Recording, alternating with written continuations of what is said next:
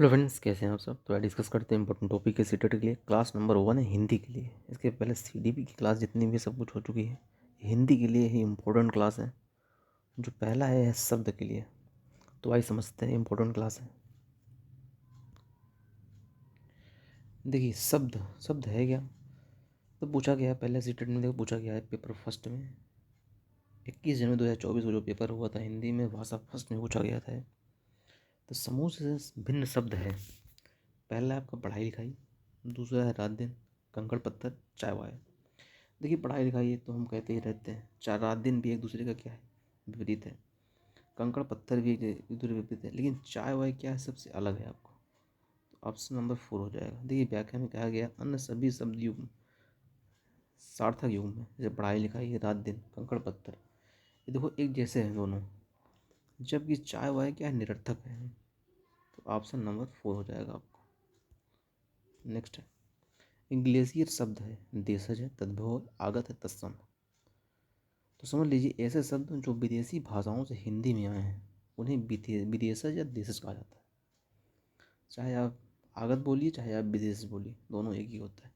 Glacier क्या है, पहले हिंदी वर्ड था, उसके बाद क्या होता है, तो विदेशी भाषाएं हिंदी में आए हैं। तो ये आपका आगत होगा इसमें, ऑप्शन नंबर सेकंड।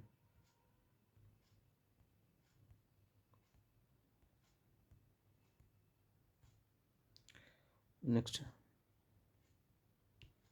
आदिमानव ने डैश क्षेत्र में प्रगति की परंतु डैश क्षेत्र में प्रगति नहीं कर सका। आध्यात्मिक, भौतिकी, भौतिक मानसिक, भौतिक आध्यात्मिक, मानसिक, भौतिक। आदिमानव ने भौतिक क्षेत्र में प्रगति की परंतु जो आध्यात्मिक क्षेत्र में प्रगति नहीं कर सका।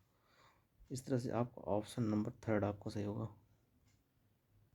Option number third is right. Next, समूह से भिन्न शब्द है हार विहार, सत्य सत्य, जय पराजय, प्रकाश अंधकार।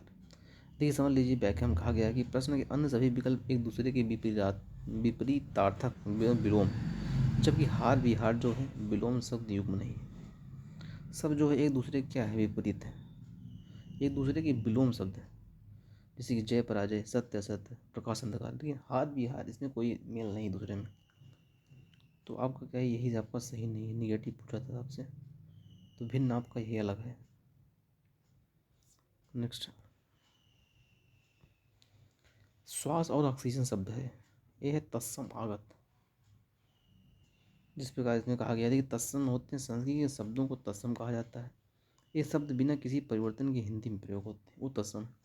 विदेशज या आगत क्या होता है, ऐसे शब्द जो विदेशी भाषाओं से निर्मित हैं विदेशज या आगत शब्द कहलाते हैं। मतलब पहले विदेशी थे, उसके बाद हिंदी में आए हुए हैं। जैसे चाहे आगत बोलिए चाहे आप विदेशज बोलिए।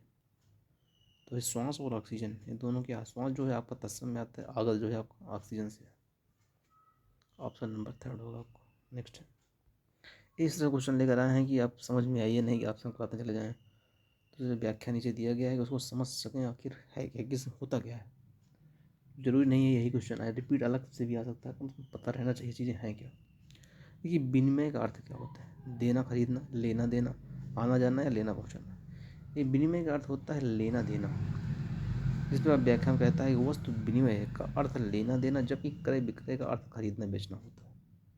ठीक है ना, विनिमय मतलब होता है लेना देना।